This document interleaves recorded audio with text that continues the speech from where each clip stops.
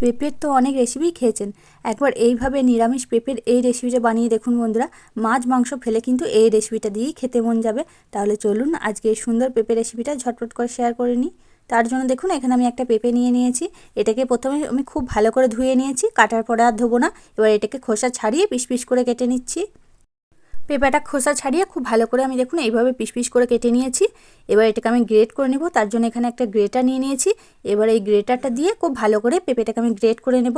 আপনারা চাইলে কিন্তু পেঁপে সিদ্ধও করে নিতে পারেন, আবার কিন্তু মিক্সিতে পেস্টও করে নিতে পারেন, তবে গ্রেট করে নিলে এই রেসিপিটা করতে খুবই সুবিধা হবে।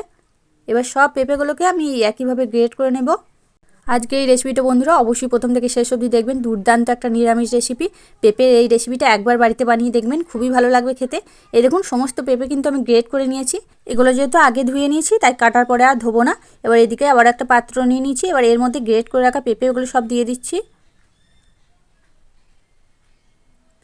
এবার এর মধ্যে দিয়ে দিচ্ছি 2 থেকে 3টে কাঁচা লঙ্কা কুচি, ছোটো ছোটো করে কুচি করে নিয়েছিলাম। এবার দিয়ে দিচ্ছি 1 চামচ মতো আদা গ্রেট করে রেখেছিলাম, দিয়ে দিচ্ছি।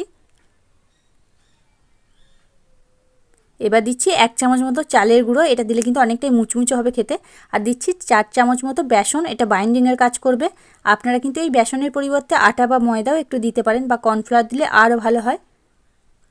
এবার 4 চামচ বেসন দিয়ে দিয়েছি। এবার দিচ্ছি স্বাদ মতো লবণ, ওরই সাথে দিয়ে দিচ্ছি অল্প একটু হলুদের গুঁড়ো, এতে কালারটা সুন্দর আসবে। দিয়ে দিচ্ছি 1 চামচ মতো লঙ্কার গুঁড়ো। তো আপনারা যেমন ঝাল খাবেন অবশ্যই নিজেদের পরিমাণ মতো এখানে লঙ্কার পরিমাণটা কম বেশি করে নেবেন। 1 চামচ মতো জিরে গুঁড়ো, আর দিচ্ছি হাফ চামচ মতো একটু গরম মশলার গুঁড়ো। এগুলো শুকনো অবস্থায় একটু প্রথমে মেখে নিচ্ছি, কারণ পেঁপের মধ্যে থেকে অনেকটাই জল বেরোবে, তাই প্রথমেই কিন্তু জলটা দেওয়া যাবে না, একটু শুকনো অবস্থায় মেখে নিতে হবে, তারপরে জল দিতে হবে। এই দেখুন শুকনো অবস্থায় কিন্তু আমি মেখে নিয়েছি। এবার আমি জল দেব, অল্প সামান্য একটু জল দেব, কারণ এটা কিন্তু একটু শক্ত শক্তই মাখতে হবে, তাহলে এটা মানে ভাজতে সুবিধা হবে, একদম নরম করে দিলে হবে না। এবার অল্প একটু জল দিয়ে এটাকে একটু ভালো করে মেখে নিচ্ছি। এই দেখুন এটা কিন্তু আমার মাখা হয়ে গেছে। আমি কিন্তু এর থেকে আর বেশি জল এতে দেবো না। যখন বুঝবেন এইভাবে হাতে মুঠো করলে একটা দলা বেঁধে যাচ্ছে, এই যে ঠিক এইভাবে চাপড়ে দিলে একটা বড়ার মতো হয়ে যাচ্ছে, তখন কিন্তু বুঝবেন এটা তৈরি হয়ে গেছে। এবার এগুলো ভেজে নেওয়ার জন্য গ্যাসের মধ্যে কড়াই বসিয়ে দিয়েছি, দিয়ে দিচ্ছি সর্ষের তেল। তেলটা গরম হলে ওখান থেকে অল্প অল্প নিয়ে ঠিক এইভাবে বড়ার মতো করে এগুলোকে ভেজে নিচ্ছি। হাত দিয়ে একটু চ্যাপটা করে নিচ্ছি, দিয়ে তেলের মধ্যে দিয়ে দিচ্ছি। এইভাবেই আমার যতগুলো ধরবে আমি ততগুলো এখানে দিয়ে দিচ্ছি। এই দেখুন বড়াগুলো দেওয়ার পর কিন্তু আর কিছুই করব না, একদম লো টু মিডিয়াম করে এগুলোকে একটু লাল লাল করে ভালো করে ভেজে নেব, তাহলে এগুলো খুব ভালো লাগবে খেতে, একটু মচমচে করে।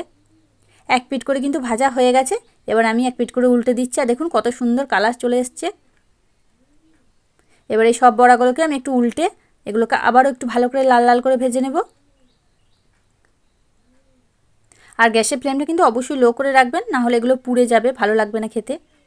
এই দেখুন কত সুন্দর কালার করে ভেজে নিয়েছি, এগুলো কিন্তু আমার ভাজা হয়ে গেছে। তো এর থেকে আর বেশি কালার করে ভাজবো না। এবার এগুলোকে আমি তুলে নেব। সব বড়াগুলোকে আমি তুলে নিচ্ছি, আর বাকি যেগুলো আছে সেগুলোকেও কিন্তু এই একইভাবে ভেজে নিচ্ছি। সব বড়াগুলো ভাজা হয়ে গেছে, কড়াইয়ে তেল আছে, আবারও একটু সরষের তেল দিয়ে দিচ্ছি। এবার ফোড়নে দিয়ে দিচ্ছি গোটা গরম মশলা, এলাচ, লবঙ্গ, দারচিনি আর গোলমরিচ। আর আপনারা চাইলে কিন্তু এখানে গোটা জিরে বা পাঁচফোড়নও ফোড়নে দিতে পারেন। এবার ফোড়নটা ভাজা হয়ে গেলে দেখুন এখানে 1 চামচ মতো আদা বেটে নিয়েছিলাম, দিয়ে দিচ্ছি। দিয়ে আদাটাকে দিয়ে একটু ভালো করে ভেজে নিচ্ছি। আর এদিকে একটা বড় সাইজের টমেটো আমি গ্রেট করে রেখেছিলাম, দিয়ে দিচ্ছি। আপনারা চাইলে কিন্তু টমেটো কুচি করেও দিতে পারেন, আর যদি টমেটো না থাকে এখানে কিন্তু টমেটো সসও ব্যবহার করতে পারেন। এবার খুব ভালো করে আদা আর টমেটোটা একটু সময় নিয়ে ভেজে নেব, যাতে আদার কাঁচা গন্ধটা চলে যায়। আর এদিকে একটা গুঁড়ো মশলা বানিয়ে নেব, তার জন্য একটা বাটি নিয়ে নিয়েছি। এর মধ্যে দিয়ে দিচ্ছি 1 চামচ মতো হলুদ গুঁড়ো,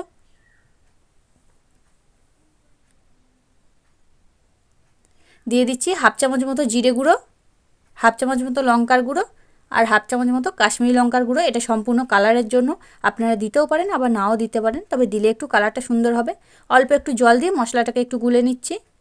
গুঁড়ো মশলা একবারে ডাইরেক্ট কড়াইয়ে দেওয়ার থেকে এইভাবে একটু গুলে দেবেন, রান্নার স্বাদ কিন্তু অনেক সুন্দর হয়।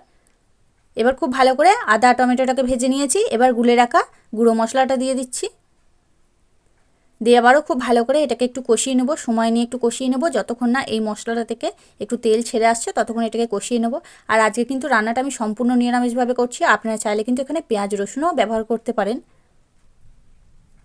দেখুন মশলা থেকে কিন্তু খুব ভালোভাবে তেল ছেড়ে গেছে, মশলা কিন্তু কষানো হয়ে গেছে। এবার আমি দিয়ে দিচ্ছি পরিমাণ মতো জল। এবার জলটা দিয়ে এটাকে একটু ফুটতে দেব। আর জলটা কিন্তু একটু বেশি করেই দিতে হবে, কারণ এই বড়াগুলো অনেকটাই জল টেনে নেবে। এবার দিয়ে দিলাম স্বাদ মতো লবণ, দিয়ে লবণটা দিয়েও একটু নাড়াচাড়া করে নিচ্ছি। এবার দিয়ে দিচ্ছি অল্প সামান্য একটু চিনি, যেহেতু নিরামিষ রেসিপি একটু চিনি দিলে বেশ ভালোই লাগে খেতে। তো আপনারা যদি পছন্দ করেন দেবেন, না হলে চিনিটা স্কিপ করে দিতে পারেন। এবার ভেজে রাখা বড়াগুলোকে আমি দিয়ে দিচ্ছি। আর এই বড়াগুলো দিয়ে কিন্তু খুব বেশি রান্না করার প্রয়োজন নেই, তাহলে অনেকটাই নরম হয়ে যাবে বড়াগুলো, খেতে একদমই ভালো লাগবে না, ছেড়ে যাবে।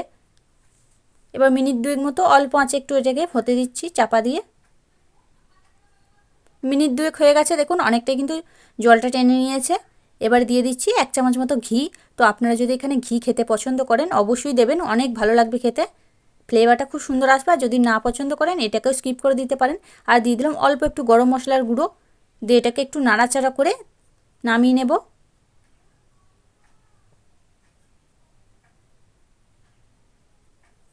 দেখুন একটু অল্প আছে, এটাকে চাপা দিয়ে রেখেছিলাম। এবার এটাকে নামিয়ে নেব, আর কিন্তু এটাকে রান্না করার প্রয়োজন নেই, এটা রান্না হয়ে গেছে। এই দেখুন বন্ধুরা, আমার দুর্দান্ত একটা পেঁপের নিরামিষ রেসিপি তৈরি হয়ে গেল। তো আপনারাও কিন্তু এইভাবে পেঁপে দিয়ে এই রেসিপিটা বাড়িতে বানিয়ে দেখতে পারেন, দুর্দান্ত লাগবে খেতে, মাছ মাংস সরিয়ে ফেলে খাবেন, খুবই সুন্দর হয় বন্ধুরা।